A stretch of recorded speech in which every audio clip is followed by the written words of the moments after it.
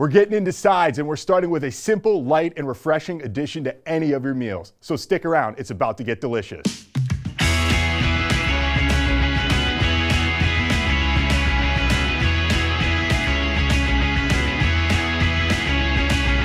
All right, so today we're getting into side dishes, and we're starting with stir-fried cucumbers. This recipe, super simple, comes from Korean cuisine. Bokkeum is the Korean name for this.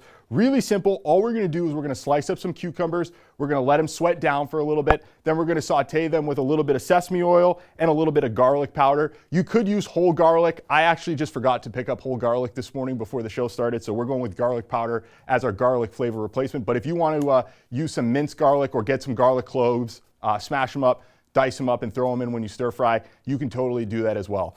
I talked about how simple and how light and refreshing this dish is. It's very versatile. You can take it right off the hot plate after you stir fry it. You can put it out as a side on your plate, or you can let them chill out, let those flavors melt together, and then you can toss them on top of your rice. If you're making chicken and rice, you can throw it on as just a side dish.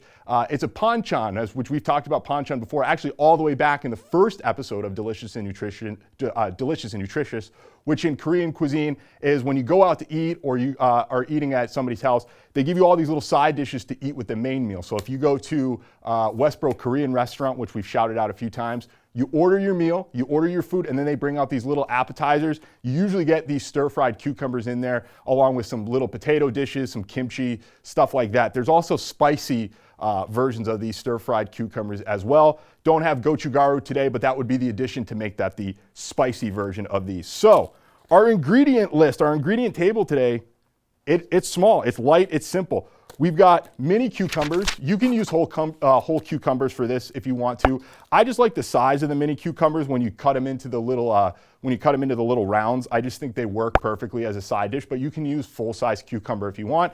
Bust out the mandolin and just shave them down real quick. I've done that before. Careful with the mandolin.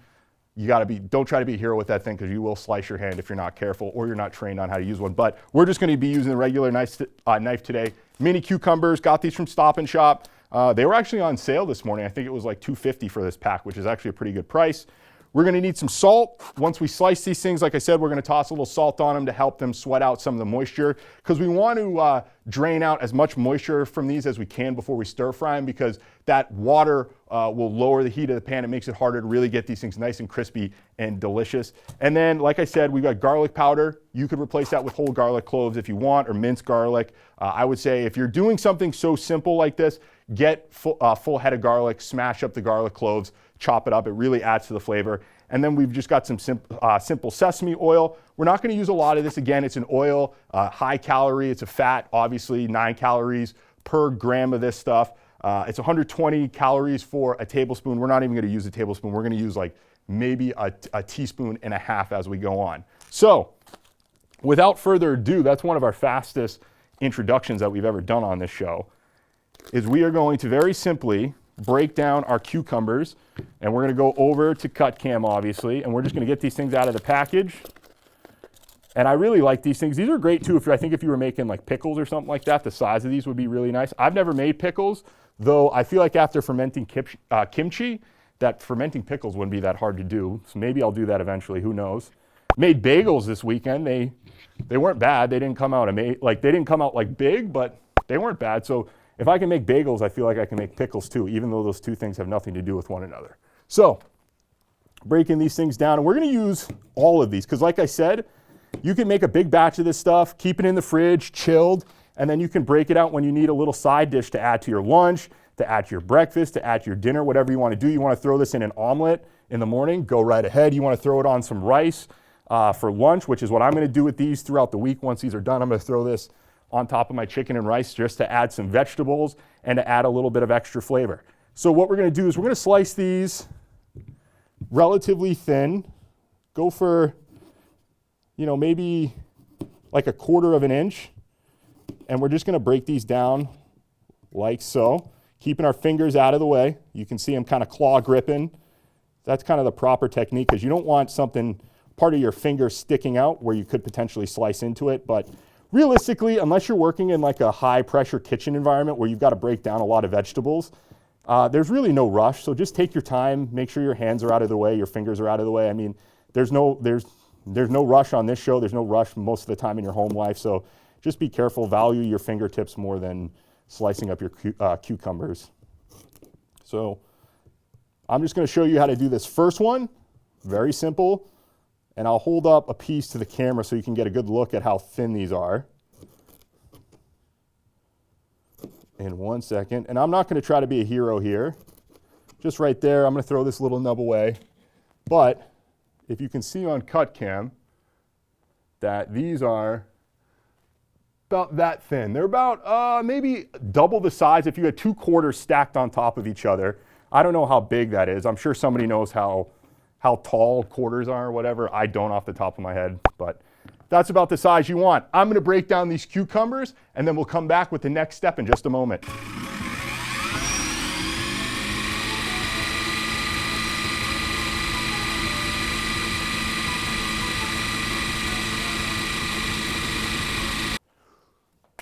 All right, so you just saw me in a time lapse break down all 6 of those mini cucumbers. We got them sliced up in our bowl like so. Next thing we're going to do is we're going to add some salt here to just help these sweat down. The next step, pretty simple. We're just going to put some salt, like I said, and we're going to let it sit for 10 minutes. So I'm going to do about a teaspoon of salt. And I've got my measuring cup, spoon thing. I don't know why can't I think of what these are called? And I'm actually going to go a little less than 1 full teaspoon. I'm going to do like 3/4 of a teaspoon. And then just toss this together.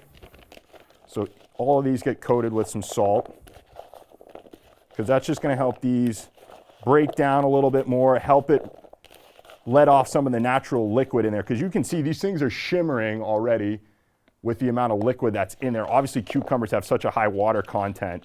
So this salt will help break down some of those cell walls, help some of that water come out of there, and then we're going to squeeze some of that last bit of liquid out in our next step. So just toss these up with some salt, like so, and don't be afraid to get in there with your hands. You can even do a little toss action like this. Really simple toss. Those are all mixed. Put that down. We're going to let that go for 10 minutes. Then we're going to move on to the step where we wring these things out. You're going to need a little bit of grip strength for that, or you're going to have to find somebody who can help you out if you don't have the grip strength for it. But I think we do on this show. So stepping away for 10 minutes. We'll come back. We'll wring these things out. We'll move on eventually to frying these up. Well, why don't we take a 10-minute break? Very good, sir. Smoke if you got 'em. All right, our 10 minutes are up. You can let it sit for a little longer if you want. That's totally fine. I just used the 10-minute mark because that's what it says in the recipe book that I got this out of, which is the Mongshi cookbook, which we saw a couple episodes ago when we were doing kimchi fried rice, when I was making kimchi. Pick that book up. It's awesome. It's the big book of Korean cooking, the best Christmas gift that I've gotten in a long time. So the next step here, this is where I said you're going to need a little bit of grip strength, a little bit of put a little elbow grease into it, really earn your delicious treats, is what we're going to do is we're going to throw, like, I don't know, like a handful and a half into some cheesecloth, or you can use a dish towel if you want to. That's totally fine. You just need something where when you wring it out, the liquid's going to pass through. So whatever you have available. I like to just grab this cheesecloth at Stop and Shop. They've got bags of it. And then what you're going to do, not hard, flip this. We're just going to wring out some of the moisture from these.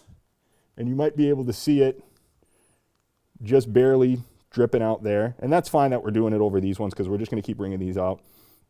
And like I said, we just want to get this moisture out for when we stir fry them, because that moisture, to raise the temperature of water to the point, the amount of energy it takes to evaporate that water is like a lot. And that just affects your stir frying process. So any liquidy, high liquid item that you're stir frying is going to take longer because the heat of the pan has to evaporate that water before it starts to really stir fry up your vegetable or whatever it is. So that's a little science lesson. Evaporation, we know the energy there is pretty high. I'm going to stop talking about science because I really don't know what I'm talking about, but you already know that. So we're going to wring that out, dump it into another bowl, and then just go in with another handful. And you can just keep using the same piece of cheesecloth or, dish towel, whatever you're using.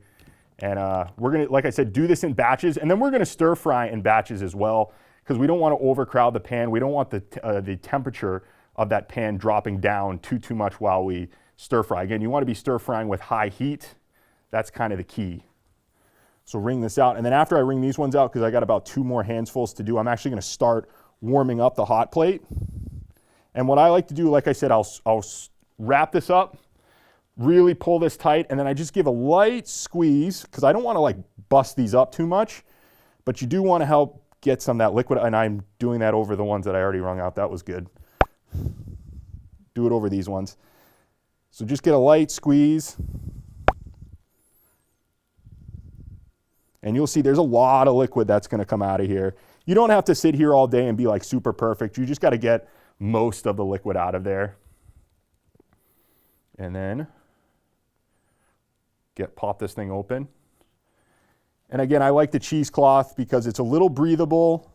It's got, you know, some holes, not big enough where the cucumber is going to pass through it, but it's going to make it really easy for you to wring out the liquid. So we'll go in again, another handful. After this handful, we'll start heating up the pan.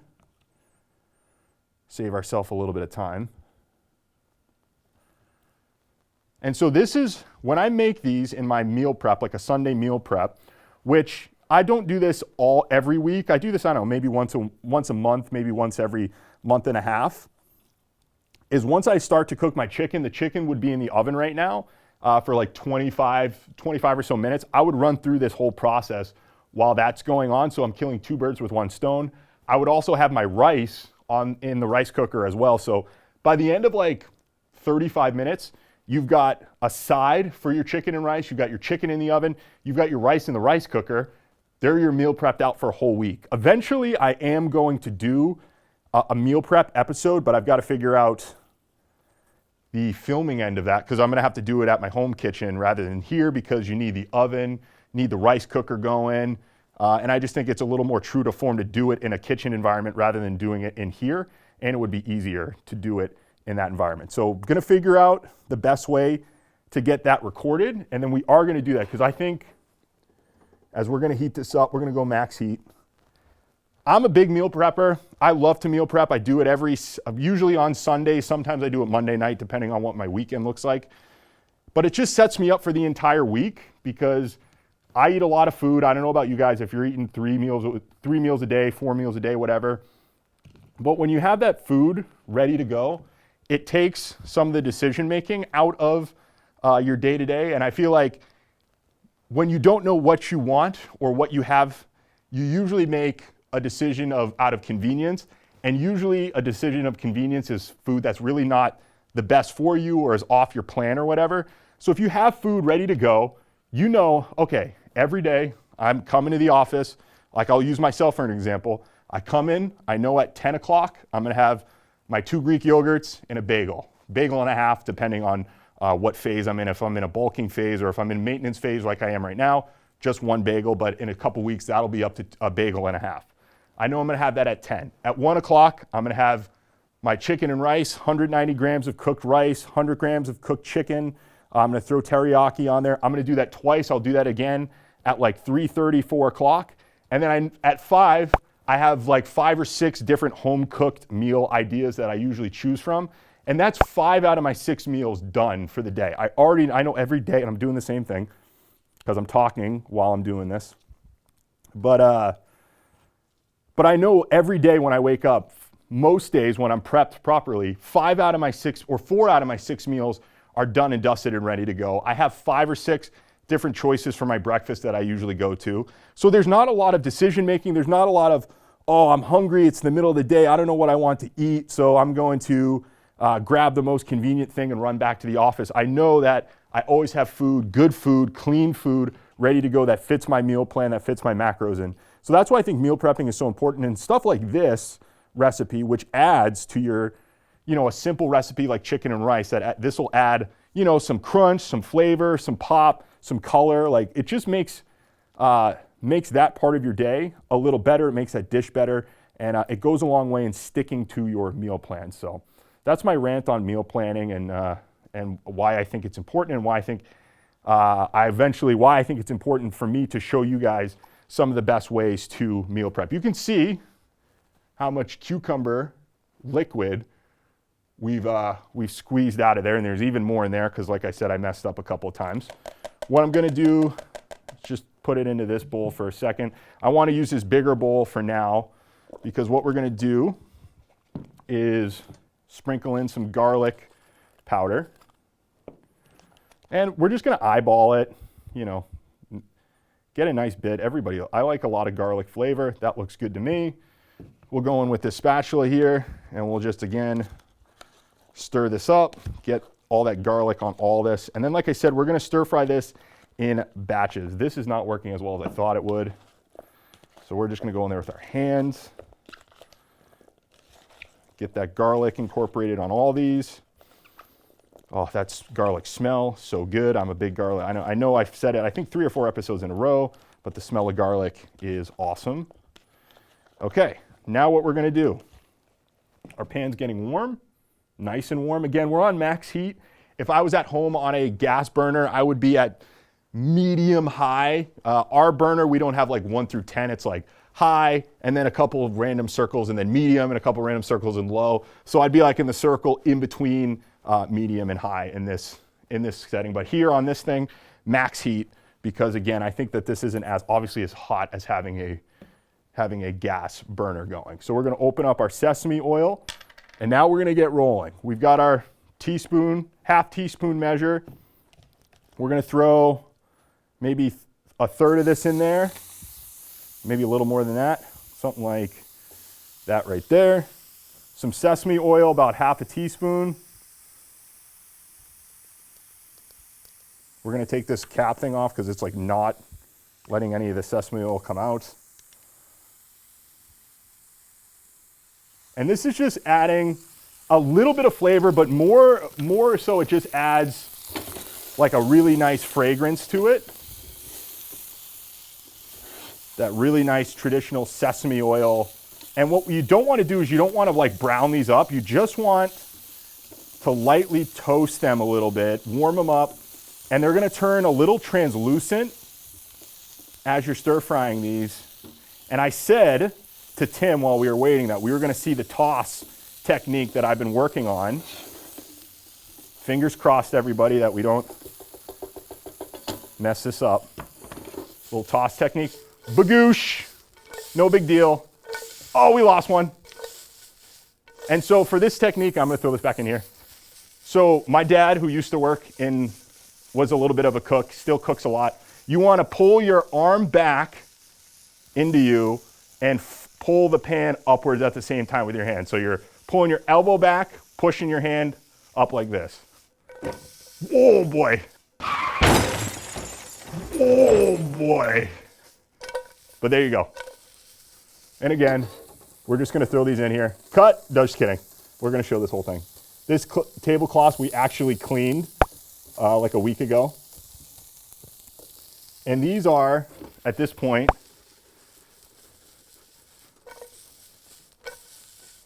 done. Again, it's a quick frying process. And there's our first batch done and dusted. And again, we didn't overly cook these things. There's a little bit of browning, just like a tiny bit, but we don't really want to like fry them super hard or anything like that. We just want a nice light cook to them. And there, that sizzling sound is good right there. Again, we don't want to overcrowd. We're going to do another half teaspoon of the sesame oil. We got a stray one. And again, we'll mix it up with this thing first, the rubber spatula. Again, non-stick surface with a little bit of that sesame oil, plus these are wet cucumbers. These things are slipping and sliding around like nobody's business. Just get this sesame oil mixed up and just let these cook just a little bit before you start tossing them around.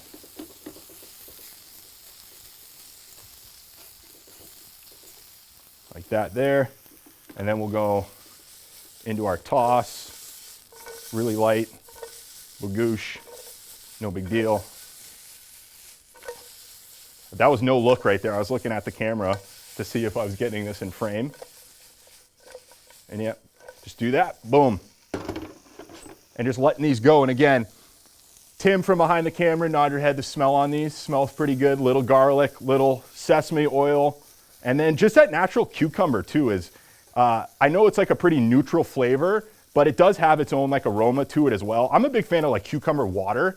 There used to be a Gatorade flavor. I don't know if they still make it. It was lime cucumber, limon pepino, I think was the flavor. And I got it in college a bunch, and that was so good. So I'm a big cucumber fan to begin with. So the first time I had these, absolutely loved them. And when I found out how simple they were to make, I had to try to make them. I've actually made them on Christmas morning for the first time. It was the first recipe that I made from the cookbook. I ran to the store, got some of these mini cucumbers, and I made these and had them ready for the rest of Christmas Day. So that's the backstory behind the first time I made these. And again, you guys are kind of seeing how easy it is and simple to make these. The timing of it to let them sit for 10 minutes and all that and to slice the cucumbers takes a little bit of time, yes, but like the level of difficulty on this and the level of execution is like bare minimum. So, and like I said, you can make it in bulk. These things store really well. They taste great at room temperature. Let me just throw a little bit of oil in here. So we used like a tablespoon and a half total of, or a teaspoon and a half of sesame oil, which I think there's 3 teaspoons in a tablespoon. So we used like a third of a tablespoon of oil, which is like 40 something calories added to this, which as a little bit of an addition to your, as a side is not bad at all. Obviously the cucumbers have little to no caloric value because they have such a high water content. So grand total, you're maybe adding an extra 40 some odd calories to whatever main dish you're serving this with. So it's not a bad side. And that's for this whole thing. I'm not gonna eat all these cucumbers in one sitting. So that's kind of the value in these. Tossing them up. And now you guys are seeing why in previous episodes when I said, I'm gonna try to toss this, and I didn't, because this stuff can go all over the place. I'm not an adept tosser. I know when you watch like, you know, like a chef, like in a real thing, they're like doing like multiple pans and catching stuff and whatever, and people can do like a whole big pancake. I can't do that, but I can do that right there. Whoa, that one's super high. Yep, no big deal. All right, boom, let those go. And guys, that's pretty much it. And like I said, when you can eat these right now, you could serve them over some fresh rice if you wanted to. I think the flavors kind of settle down a little bit when you let them cool down in the refrigerator or let them cool down at room temperature for a little bit. Because you think about it, again, on a scientific level, these things are heated up. All the molecules in the cucumber and the oil and stuff are going crazy. They're bouncing all over the place. And the flavor can kind of get a little diluted because of that. So when you let them cool down, you let all those molecules settle in a little bit, the flavors kind of re-intensify. These things are so good. And what I'm gonna do, and I'll show you, I'll edit this in later, is when I make my lunch today, my chicken and rice with some broccoli slaw, I'm gonna sprinkle a couple of these on top as well for some added crunch and some flavor. All right, told you guys I would show you the stir-fry cucumbers on my lunch. As you can see in there, the chicken and rice mixed up, 190 of white rice, 100 of chicken, that's in grams, and then those stir-fried cucumbers on top. Pretty good addition. Look at these right there. Again, we're not really browning them. We're just cooking them down till they're glistening, a little translucent. They might pick up a touch of color, but you don't want to go super hard on them because these things are super light, still juicy, but they've got a nice crunch and a nice snap to them. Guys, our first side-centric episode here, we've got stir-fried cucumber. This is gonna last me probably the rest of the week because I'm just gonna do, you know, think about a fourth of this, or this will last me a couple of days probably because I'll use maybe a fourth of this over each of my things. I'm gonna try one on air. I've never eaten anything actually on the show, but hear that crunch? Still got some crunch, got some garlic flavor to it, a nice little bit of saltiness, and then that sesame oil finish. So Bokkeum stir-fry cucumbers. You can serve this over rice. You can put it with your chicken and rice. Again, let this cool down. Try it later in the day. The flavor is really going to re-intensify there, and it is going to be delicious. So go home, make a batch of these, throw this on your chicken and rice. Throw this, it's getting warm out. Throw a steak on the grill. Use this as a side with maybe a baked potato. You got yourself a great meal. I want to thank you guys for tuning in again to another episode of Delicious and Nutritious.